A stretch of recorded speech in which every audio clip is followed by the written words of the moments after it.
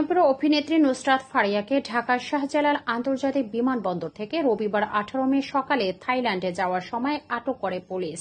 পরে তাকে বৈষম্য বিরোধী আন্দোলন চলাকালে হত্যা চেষ্টার মামলায় গ্রেফতার দেখানো হয় এবং নেওয়া হয় মিন্টো রোডে ডিবি কার্যালয়ে। আগামীকাল সোমবার তাকে আদালতে তোলা হবে। ডিএমপির উপকমিশনার মোহাম্মদ তালেবুর রহমান জানান, ফারিয়ার বিরুদ্ধে রাজধানী ভাটারা থানায় দায়েরকৃত হত্যা চেষ্টার মামলার কারণে তাকে বিদেশ যাত্রার সময় গ্রেফতার করা হয়েছে।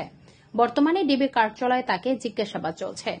পুলিশ জানায়, গত এপ্রিল মাসে অভিনেত্রী সহ 17 জন অভিনয় শিল্পীদের বিরুদ্ধে আদালতে মামলা করেন এনামুল হক।